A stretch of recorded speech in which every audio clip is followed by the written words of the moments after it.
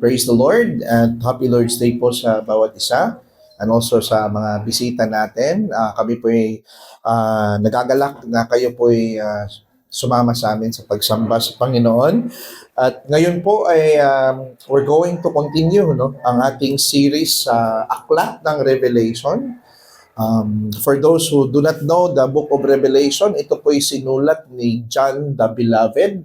Isinulat ang mga sinulatan niya nito ay yung 7 iglesia sa Asia Minor. At during the time nung isinulat niya ito, mga kapatid, siya ay ipinatapon sa isang penal colony na para siyang criminal doon sa isla ng Patmos. But in that very island, doon siya nakareceive ng vision na nanggagaling sa Diyos, na kanyang ipapadala para sa 7 iglesia sa Asia Minor. At ngayon, nandito na tayo sa ikatlong iglesia, na kung saan bibigay ni John ang mensahe ng Diyos para sa iglesia nito. And this is gonna be the Church of Pergamos or Pergamum. Yun yung pangalan po ng iglesia. At babasahin po natin ito sa Revelation chapter 2. Verses 12 through 17. Revelation chapter 2, verses 12 through 17. And the church of God hear the word of the Lord. And to the angel of the church in Pergamum write, the words of him who has the sharp, two-edged sword. I know where you dwell, where Satan's throne is. Yet you hold fast my name, and you did not deny my faith, even in the days of Antipas, my faithful witness, who was killed among you where Satan dwells. But I have a few things against you. You have some there who hold the teaching of Balaam, who taught Balak to put a stumbling block before the sons of Israel so that they might eat food sacrificed to idols and practice immorality. So also you have some who hold the teaching of the Nicolaitans and therefore repent. And if not, I will come to you soon and war against them with the sword of my mouth. He who has an ear, let him hear what the Spirit says to the churches. To the one who conquers, I will give some of the hidden manna, and I will give him a white stone with a new name written on the stone that no one knows except the one who receives it. Let us pray to the Lord. Aming Ama na nasa langit, Lord, ikay aming pinupurihan sapagkat ikaw yung bukal ng lahat ng pagpapala na aming natatamo. Salamat sa iyong bugtong na anak, ang Panginoong Jesucristo. Dahil sa Kanya, Panginoon, siya yung rason kung bakit nagiging recipient kami sa lahat ng biyaya. At kami andito ngayon, Panginoon, mga makasalanan pero pinatawad mo. At andito kami, sumasamba sa iyo at gustong makinig namin, gusto namin pakinggan ang iyong salita. Mangusap ka, Panginoon, sa pamamagitan ng iyong banal na Espiritu, sa iyong tagapagsalita. Kausapin mo kami, Panginoon, at ang iyong salita nawa ay magbigay sa amin ng direksyon kung paano kami mamuhay na kaaya-aya sa iyong harapan. Turuan mo kami sa pamamagitan ng iyong salita, Panginoon, patungo sa daan na magdadala sa amin sa kaluwalhatian. And Lord, kung meron mang hindi pa nakakilala sa iyo, sumasampalataya sa iyo bilang Panginoon at tagapagligtas, Lord, naniniwala kami na ikaw ay makapangyarihan at able na magligtas sa pamamagitan ng Ebanghelyo. Nawa ang iyong biyaya, Lord, ma-poured out richly in our midst. And may this all be led to your glory in Jesus' name. Amen. Now, back when I was high school, mga kapatid, I used to walk roughly, parang 1 oras akong naglalakad, from our house going to the school, no? I used to do that kasi ang reason ko, gusto kong makaipon ng pera. So instead na mamasahe ako, yung binibigay ng tito ko, iniipon ko yon, no? When I was in high school. And dahil gusto ko makatipid, even sa gabi, mga around 10 p.m., kasi nag-aaral ako dati sa isang night high school, naglalakad ako pauwi nung time na yon. And there was one time na habang naglalakad ako pauwi, mga kapatid, nakasalubong ko yung tito ko na nagbibigay sa akin ng pamasahe. Kasi tricycle driver siya. Okay? Tinanong niya ako, mga kapatid, nung nakita niya ako, na, ba't ka naglalakad? Nasaan yung baon na binigay ko sa'yo? Tinanong niya ako, nasaan yung baon ko? Sabi ko, si Dave ko po, tito. Pasensya na po. Sabi niya, maganda daw ang aking ginawa na nagtitipid, na nagtsatsaga ako, nagpe-persevere talaga ako sa paglalakad, no? Pero sinabi niya, huwag mo lang gawin sa gabi na maglakad. Kung gusto mo mag-persevere o magtsaga ka talaga sa paglalakad para makaipon, huwag sa gabi. Sa umaga mo gawin, sabi niya. Kasi ang reason niya dito, kasi marami kasi mga fraternities at gangsters doon sa may unahan. So, posible ako madisgrasya na mapagtripan ng mga gangsters, no? At sabi niya, nagbigay siya ng warning. If makita kita ulit na maglalakad sa gabi, hindi ka na makagain ng ipon. Mawawalan ka na ng baon.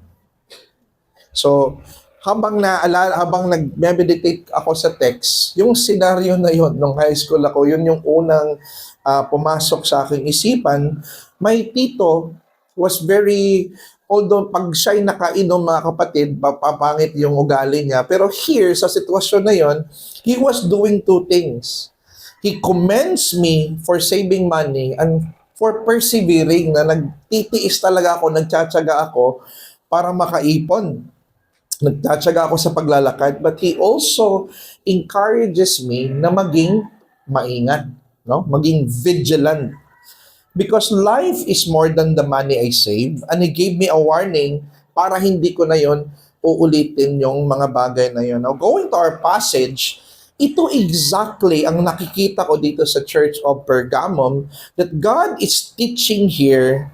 What we see here, that God is commending the Church of Pergamos or Pergamum for standing firm in God, for persevering their faith. Nagtitiis sila, nagtsatsaga sila, despite sa lugar kung saan sila nabubuhay na maraming mga against sa kanilang paniniwala. They were very persevering, but at the same time, they are also being rebuked, no? Not only God gives rebuke, but not only God gives commendation, o pag pupurihin ka niya sa mga magandang bagay na ginawa mo, God also rebuked them sa pagiging hindi maingat itong Church of Pergamum. Now, magandang mapag-aralan natin ito, mga kapatid, kasi marireflect natin yung kalagayan ng iglesia natin sa mga churches na nandirito, no? So, ang message natin para sa umagang ito is this: God desires the believers to develop perseverance, but with vigilance, mga kapatid. Nais ng Diyos na magkaroon tayo ng pagtsatsaga, pagtitiis, ma-develop natin yun sa buhay natin. Pero kaakibat niyan, dapat ang ating pag-iingat at pagbabantay din sa ating iglesia, no? So, if we go to the text, ito pong sabi dito sa verse 12, sabi ng salita ng Panginoon, to the angel of the church in Pergamum, the words of him who has the sharp two-edged sword. So, pansin niyo, mga kapatid, ang pagpapakilala ng messenger dito sa salita ng Panginoon. He describes himself, since ang genre nitong Book of Revelation, hindi to parang letter, no? Na klaro yung direct yung language na ginagamit. Kasi ang letter na ito, mga kapatid, ang genre po nito, or ang type ng Book of Revelation ay tinatawag na apocalyptic. So yung mensahe na ipapadala, ang mababasa natin dito, punong-puno ng mga simbolismo.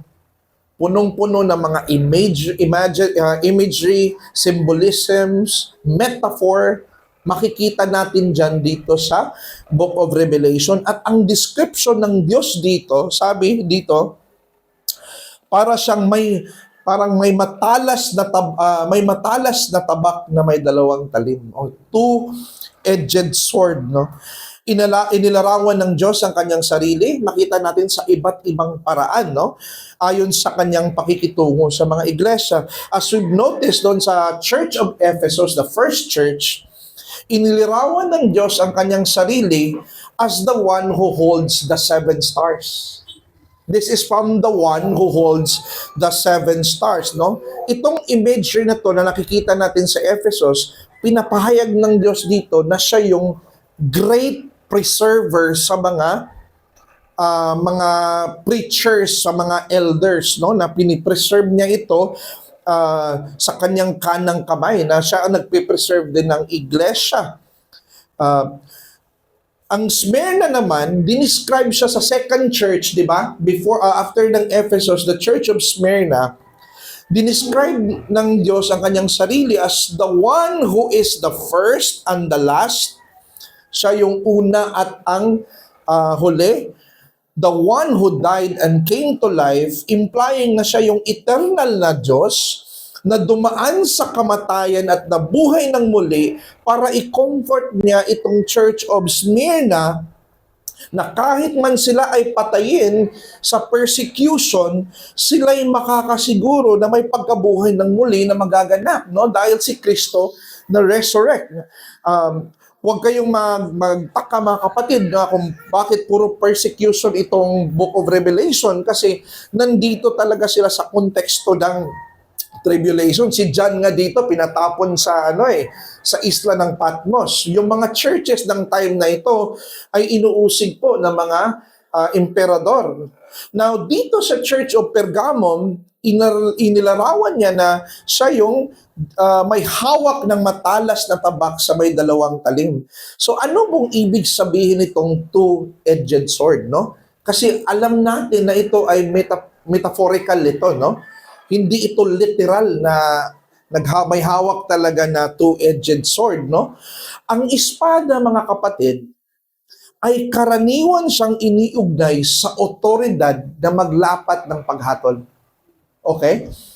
Usually, pag ginamit ang sword sa kanilang konteksto, authority to judge talaga ang ibig sabihin nito, mga kapatid. Kaya no wonder, napansin nyo sa Romans 13:4, ang government daw, ang state daw, binigyan ng sword ng Panginoon. Bearer siya sa sword to punish the evildoers. So, implying na may otoridad na binigay ang Diyos sa state to execute justice. Kaya tayo mga Kristiyano, hindi tayo against sa state, no? Not unless kung ang mga law na in-establish doon ay against na talaga sa Biblia. Pero so long as the state follows the will of God, naniniwala tayo na authoritative sila. They are authoritative to judge, no? So, makikita Romans 13:4, for He is God's servant for your good, para sa ating good tong government, mga kapatid, no? So, but if you do wrong, be afraid, for He does not bear the sword in vain. So, kung ang church, siya yung binigyan ng scepter, no? Ang government naman, binigyan siya ng sword of justice, no? Itong government. So, sa Biblia, ang karaniwang reference sa two-edged sword ay ang kanyang mga salita, no? His words who bear the authority to judge.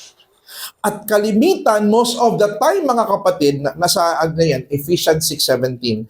But most of the time, itong mga imagery ng espada or sword ay ginagamit ito na description, ang laging reference nito mga kapatid, ay ang mga hindi mananampalataya. No? In Revelation 19:15, sabi dito, from his mouth comes a sharp sword with which to strike down the nations, and he will rule them with a rod of iron. He will tread the winepress of the fury of the wrath of God Almighty. So usually, itong imagery na ito, ang laging people in mind dito is mga unbeliever na lalapatan niya ng kanyang paghukom or kanyang paghatol. Now, ngayon mga kapatid, no? Interesting ito kasi sa unang pagbungad pa lang sa letter, kung ako siguro taga-Church of Pergamum, matatakot ako kasi sa unang bungad pa lang, yung imagery ng isang majestic judge, no? Ang makikita nila sa unang bungad pa lang mga kapatid, no? Meaning to say, it carries the idea of threat or judgment sa iglesyang ito. Kaya meaning to say, pinapaalala ng Diyos na siya'y maghuhukom sa kanyang mga kaaway gamit ang espada na nagmumula sa kanyang bibig, ay kaparehong Diyos na siyang maghuhukom na pwedeng maglapat ng hatol sa iglesia ng Pergamos. So ngayon mga kapatid, but then again, no, hindi siya ang Diyos na sinasamba natin. He is not a God who only see the worst of the church. Hindi siya ganon mga kapatid na worst lang ang nakikita niya. Parang sinuzoom in yung worst and the rest of the good fade against the background. Hindi po ganon yung Diyos, no. He also sees the good that is in the church. Hindi lang negative, no. Because He who knows how to rebuke the evil deeds knows how to commend the good that is in them, mga kapatid.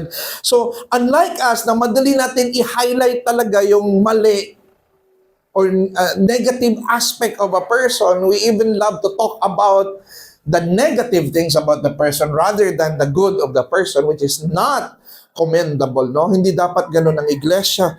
Dapat hindi natin i-highlight ang mali, no? Tayo, agaran nating makalimutan ang mga good things about a certain person or a certain brother. Pero si Lord po hindi ganun siya kabias at ka-imbalance, no, sa kanyang pagtingin sa kanyang iglesia. His eyes see everything clearly sa iglesia, both their good as well as their bad, no? Yan yung Diyos dito mga kapatid na pinakilala. So two things titingnan natin. The commendation of God with respect to their perseverance, and the rebuke of God with regards to their tolerance. So, dalawang bagay. First, titingnan natin, sabi dito sa text, I know where you dwell, where Satan's throne is. Yet you hold fast my name, and you did not deny my faith, even the days of Antipas, my faithful witness, who was killed among you and Satan. So, the Lord assures the church of Pergamos that He knows, in other churches, I know thy works, right? I know your works. I know what you've done. But dito, I know where you dwell. Napansin mo? Napansin nyo ang kaibahan? I know where you dwell. Sabi dito, where Satan's throne is. Kung nasan yung trono ni Satanas, nandun nakasituate itong Church of Pergamos, mga kapatid, no? Alam ng Diyos ang lugar at konteksto kung saan nabubuhay ang iglesyang ito. Kung ang description sa kinaroroonan ng Church of Smyrna, di ba, yung nakaraan Church of Smyrna, synagogue of Satan, di ba? Meaning to say, mga Hudyo yun, no? Na mga hindi sumunod sa kautusan ng Panginoon. Ito namang kota ng Pergamo, mga kapatid. Ito yung kota ng mga pagano. mga pagan worshippers nandyan sila nakasituate, no? Kung if you can imagine na ang hirap siguro mabuhay sa isang Muslim country or whatnot, parang ganun sila mga kapatid, no? Nabubuhay sila sa pagan na konteksto. Now, nung chinek ko itong Pergamos sa mga libro, mga kapatid, no, sa mga referensya, I found out, sabi ni Donald R. Johnson sa kanyang libro na Victory in Jesus, Pergamos lies on the north bank of the river Caicos, 20 miles inland. It was one of the most fertile and beautiful valleys in the world. It rests on the slope on high, conical-shaped mountain. Pero ito, which was a natural location for great temples that honored the Grecian gods.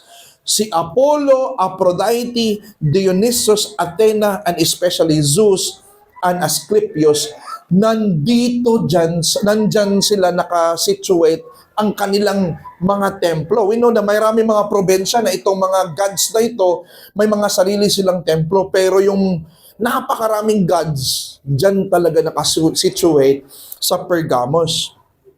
Si J.K. Bill, nung binasa ko ang kanyang commentary sa Revelation, sinabi niya na Pergamum was the first city, ang pinakaunang syudad in Asia Minor to build a temple for emperor worship. Itong lugar din ng Pergamo, mga kapatid, proudly referring to itself as a temple warden for such worship.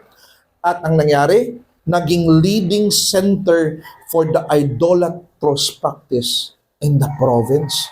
So, mga kapatid, hindi tayo nabubuhay, hindi natin mapupuntahan itong Pergamos ngayon na same. Pero kung i-bridge natin yung konteksto nila, yun yung sitwasyon kung saan nabubuhay itong iglesyang ito.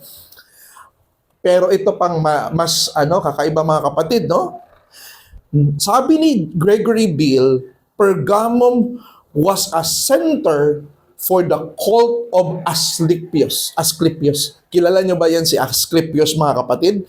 Siya yung god of healing. So napansin nyo yun I think sa medical, si Doc Dennis, alam niya yun, yung symbol ng medical logo, na may serpent doon na nakaganon, the god of healing. Yan yung sinasamba dito sa time ng mga Pergamos church, no? The God of healing whose symbol was a serpent, still notable in medical symbolism, no? Lahat ng medical na yung mga serpent doon, yan si Asclepius, no? Pero ginagamit lang yun sa medical na symbol, mga kapatid, hindi yun sinasamba, no? Baka isipin natin na ang medical ngayon ay sumasamba sa Diyos-Diyosa, no? Hindi naman ganon. So, kung sobrang hirap mabuhay sa North Korea or even sa Muslim countries na illegal mag-foster ng mga religious practices na taliwas sa ating religious practice, and so it was. Kung nandun ka sa konteksto ng Pergamum Church, hindi tayo probably makaka-relate sa kanila ngayon na kasi napaka-free na natin magsamba sa Panginoon eh.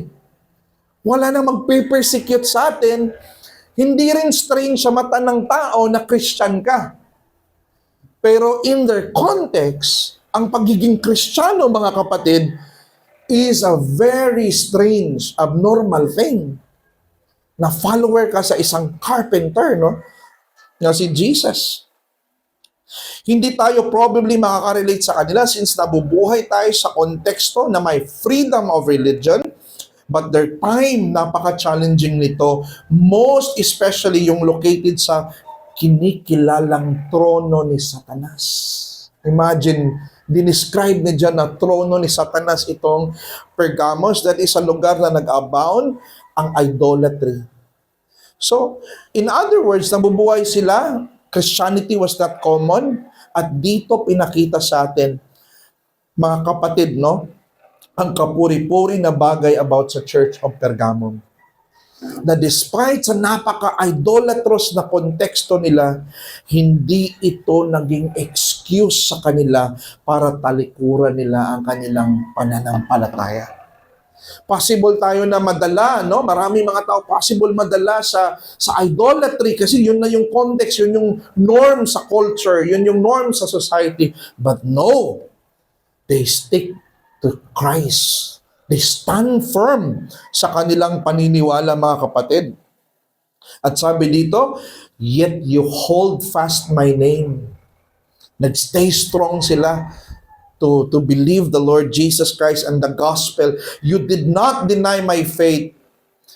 Pero ito pa, it's one thing na maging Kristiyano ka in a context na punong-puno ng mga idolatry o pagsamba ng mga Diyos-Diyosan. It's another thing na naka-witness ka ng isang Kristiyano, isang martir na si Antipas, na witness nila, pinatay dahil sa kanyang faith. Siguro pag ikaw maka-witness ka nun, hindi na ako mag-Christian, ganito pala mangyayari sa akin. Ganito pala kahirap maging Kristiyano. Mamamatay pala ako, uusigin pala ako. Mga kapatid, yung ganong trahedya na nangyari, hindi yun nag-lead sa kanila, natalikuran yung kanilang pananampalataya. You hold fast my name. You did not deny my faith. You did not deny your Christianity. In today's world, no?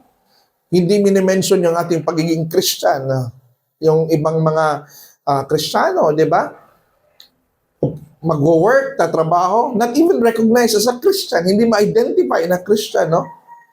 Kahit walang persecution na katulad dito.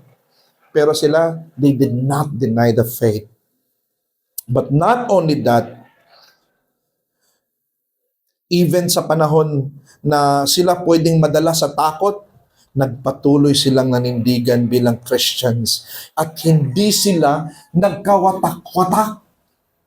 Kasi ang pinaka-prone dito mangyari, mga kapatid, pwede talaga sila makawatak-watak sa church. Pero hindi ito nangyari. So ang point lang dito, mga kapatid, na gusto kong i-push dito is that Christ commends the church in their perseverance even in the midst of difficulty.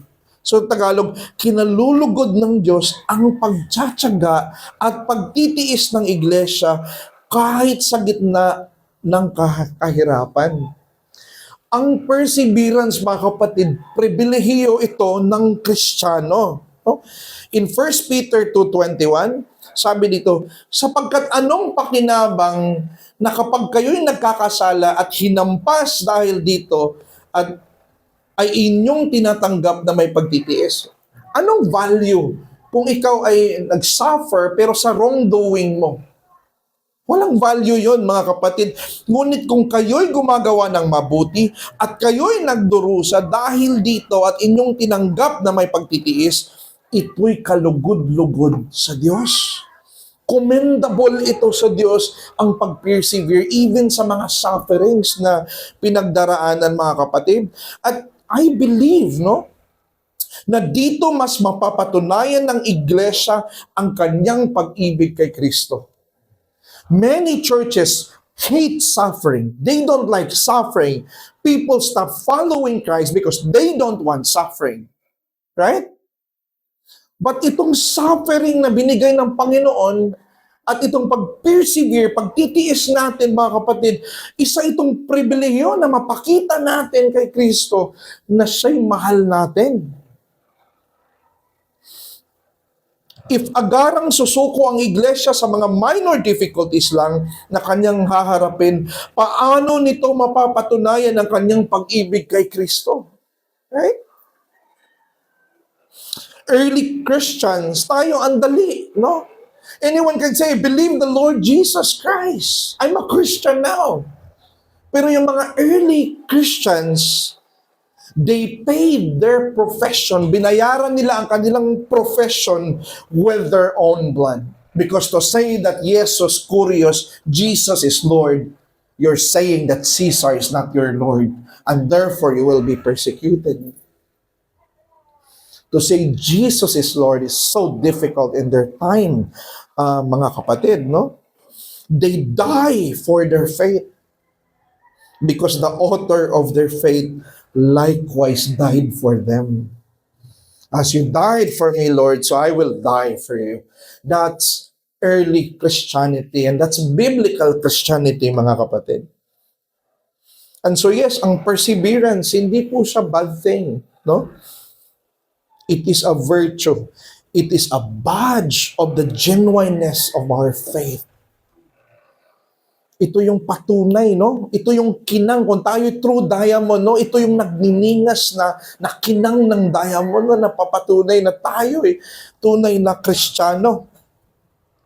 It is a visible proof na meron tayong tunay na pag-ibig. So 1 Corinthians 13:7, what does it say in NIV? Love always protects, love always trusts, love always hopes, and love always perseveres. Nakita nyo? Na attribute ito ng love, itong tinatawag na perseverance. And in fact, ang lahat na maliligtas sa kahuli-hulihan, anong description sa kanila? Perseverance. Matthew 24:13. But the one who endures to the end will be saved. Implying na ang tunay na mananampalataya has this characteristic. Perseverance. Magpi-persevere yan. Manghihina yan sa kanyang pananampalataya. Possible ma-fall yan sa kasalanan. Pero pag tunay yan, magpi-persevere yan. In whatever circumstance darating sa buhay niya, mga kapatid. Kaya ang challenge, kung may kinakaharap ka man na difficulty sa buhay mo bilang Kristiyano, if you want to please Christ, be willing na mag-persevere, magtiyaga, and magtiis. Take comfort na alam ng Diyos ang iyong pinagdaraanan at ang iyong struggle na iyong kinakaharap. It may slip from the gaze of other people, but never in the eternal eye of the Almighty. Alam na alam niya yung paghihirap mo at hindi yun absent sa kanyang paningin, mga kapatid. Kung pinipersecute ka sa trabaho, sa school, or sa ibang tao dahil sa identification mo kay Kristo, still persevere. Persevere. Kung may kinakalaban kang kasalanan ngayon sa buhay mo na nahihirapan kang talunin, na lagi kang natatalo, still persevere. Don't give up. Persevere, mga kapatid, no? Kung may gusto kang patunayan sa iyong pag-ibig, huwag kang umatras sa mga challenges mo sa buhay at lumaban ka. Persevere. Persevere. If you love, you persevere. At ano yung motivation natin for perseverance? Ano yung pinaka-root ng motivation natin? Bakit tayo magpapatuloy sa pagtitiis at pagtsatsaga? 1 Peter 2:22, itong sabi, sapagkat ukol dito kayo'y tinawag. We thought about effectual calling, right? And general call last time. Effectual calling, anong end ng effectual calling din? Sinabi din pala dito sa 1 Peter 2:22, kayo'y tinawag to suffer. Sapagkat si Kristo man ay nagdusa alang-alang sa inyo, na kayo'y iniwanan ng halimbawa upang sumunod kayo sa kanyang mga yapak. No servant is greater than his master. If your master needs to persevere, so we are his followers. We cannot be partaker of his glory without be partakers of his suffering. Isn't that what Romans 8 says? We are joint heirs with Christ. Heirs together with him. Together we suffer so that we might be glorified together. Right? The gospel teaches us Christ's perseverance, mga kapatid. He took the insults. Kung tao lang ito, mga kapatid, si Kristo, our patience is so limited, no? Kung ako Diyos, no? Ininsulto mo ako, baka I will crush you to powder, no? Kasi tao ako, no? But look at what Christ has done here. He took the insults. He took the humiliation. He took the beatings. His very creature, whom He uphold every second, spit their saliva on the face of their Creator, but the Creator remains meek as a lamb. He perseveres, brothers. He perseveres. He took the cross. He took the curse. He took the punishment and the eternal embrace death, no? Yet came out as the victorious king. He came out, he persevered. He persevered so that we will be preserved, mga kapatid. But if you're not yet in Christ, kung hindi ka pa kaisa kay Kristo, hindi mo ma-persevere itong buhay. Hindi ka maka-persevere sa buhay na ito because perseverance ay gift yan ng Diyos. No? Biyaya yan ng Panginoon. Kaya magsisi ka, kaibigan, kung hindi mo pa in-embrace si Christ as your Lord and Savior. Tingnan mo si Kristo. How can I believe? How can I be saved? Look into Jesus. Look unto Him. Tingnan mo how He persevered on the cross upang bayaran ang kasalanan ng mga sumasampalataya sa Kanya. And this Jesus will save those who have come to faith in Him. Napakaganda ng commendation ng Diyos sa kanila. Perseverance in the midst of difficulty. But just because they have perseverance, no? Hindi lang doon naka-focus, naka-highlight ang mata ng Diyos. He sees also the mess, no? They were rebuked by their tolerance. Revelation 2:14, 16, sabi ng Diyos, no? But I have a few things against you. Si Kristo ay hindi siya flatterer, mga kapatid. Hindi siya flatterer na ina-highlight lang niya yung maganda sa'yo, no? The one who truly loves you can tell you even about your defects. Kasi kung hindi ka pagsasabihan ng defect mo, hindi ka love ng tao na yon. Baka flatterer mo lang yon. Ang Diyos hindi po gano'n, no? I have a few things against you.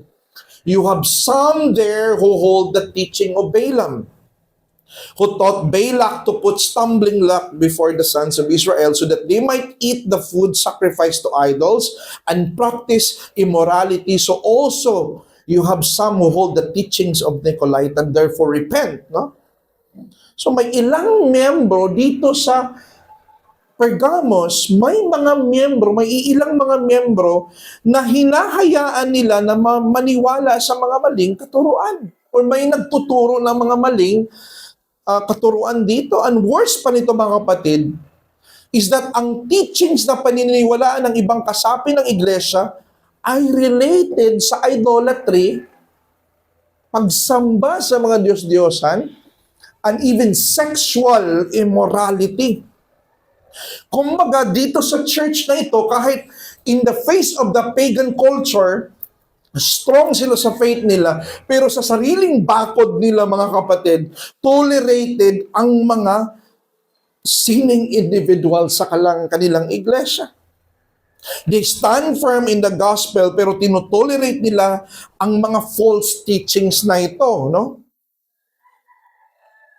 And it is possible na hindi nila kino-call out ang mga false teachings na ito, possible na naging soft sila sa kapwa-kapatid nila sa iglesia. Strong sila sa kanilang paniniwala, sa kanilang faith in relation sa paganong konteksto, pero sa loob ng kanilang iglesia, hindi nila binigyang pansin ang mga miyembro na may dalang doktrinang magdadala sa impyerno. Hindi maingat itong iglesyang ito na i-maintain ang kanilang doctrinal purity, mga kapatid. And possibly walang discipline na naganap dito. They allow them inside the church. Kaya sabi ng Diyos, therefore repent. Magsisi ka, no? If not, Dito na yung imagery bumalik na mga kapatid. I will come to you soon. I war against them with the sword of my mouth. Itong sword of my mouth that I use to judge the unbelievers, this will be the one that I will use to fight against those people.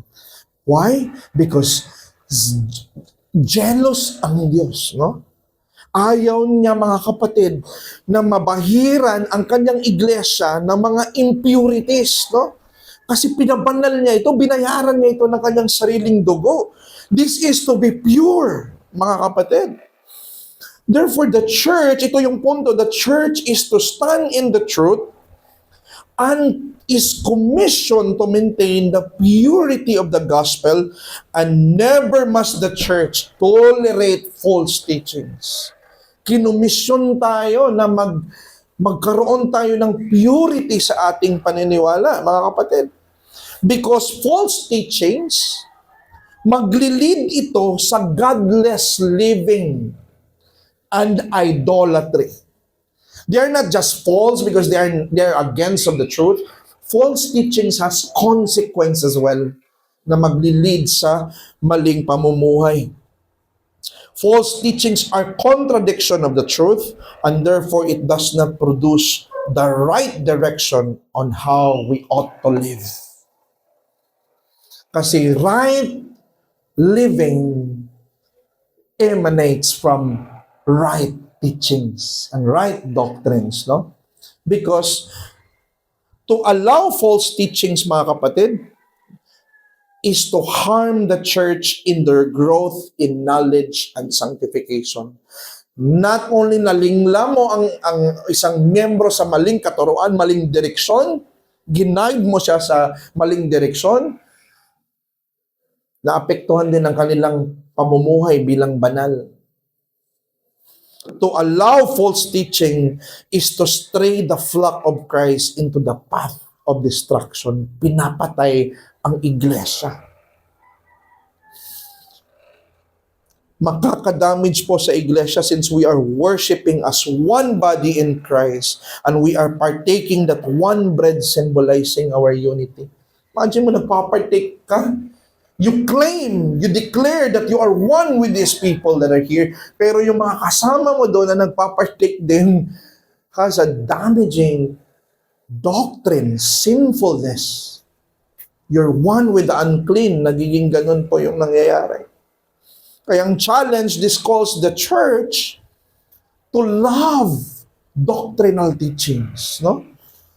This calls the church to strive to become knowledgeable to their belief. No?